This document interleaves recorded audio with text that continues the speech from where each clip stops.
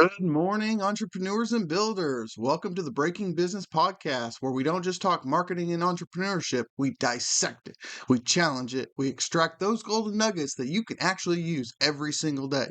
Business is in your blood, and I'm here to make it boil. I'm your host, Dr. Wood. Now let's break it down and build something great. Do you think that not having a website is actually saving you time or money? Well, sadly, you might be paying a price that's much higher than you realize. So today in this video, I'm going to break down the hidden cost of not having a website and why in 2025 it's not just this missed opportunity, but it's a dangerous blind spot for your brand and for your opportunities. Now, let's be honest. If you still don't have a website, you've probably said something like, I get most of my clients from referrals anyway. Word of mouth is my best marketing tool. I have Instagram. That's enough, right? Websites are expensive and I'm not tech savvy. I get it. These phrases are common, but the problem isn't what you're doing. It's what you're missing out in the long run.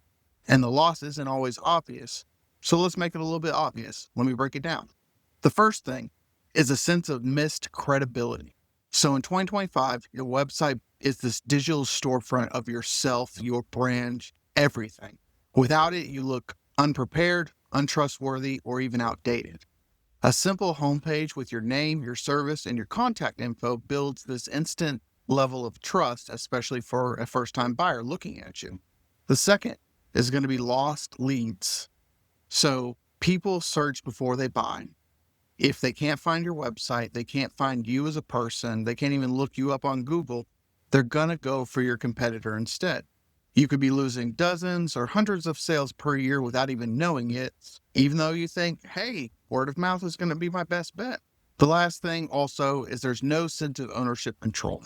Social media platforms can shut down your account, change the algorithm, limit reach. Your website is a circumnavigation to this. It's your rules, your website. You control the content, the flow, the experience of your brand. After that, there's limited customer experience. You can't provide booking systems, detailed facts, testimonials, full service menus on just a social profile. A website lets you educate, guide, and convert 24/7. Almost like automation, because it kind of is, right? Then we have lower lifetime value per customer. With no website, you're not going to get to capture emails. You're not going to retarget visitors. You don't guide people to more of your services. It's more of a one-off with a social profile. You're leaving money on the table after you get the sale. So let me give you a story. There's two local fitness coaches. Both have great content. Both got results for clients. Coach A only had Instagram, and then Coach B had a website with a lead magnet, testimonials, online booking, and then blog posts for SEO. Over a span of 12 months, Coach B had 4 times the revenue, built 2,000 plus email list, and was ranking for online fitness coaching in their city. Why? Because their website worked while they slept, using organic traffic, using SEO.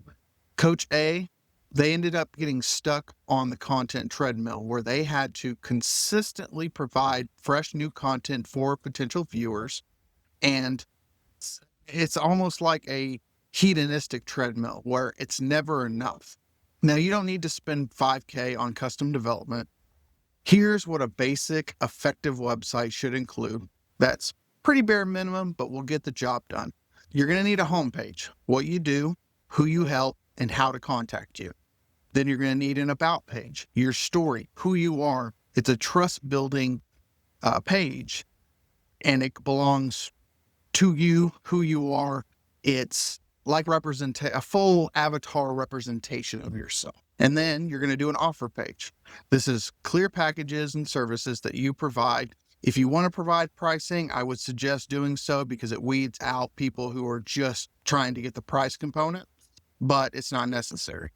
After that, you're going to want to lead capture, a freebie in exchange for their email, something to entice them, such as a PDF, an infographic, maybe a coupon, anything that you can get to tangibly and legally get their email so you can retarget them later on.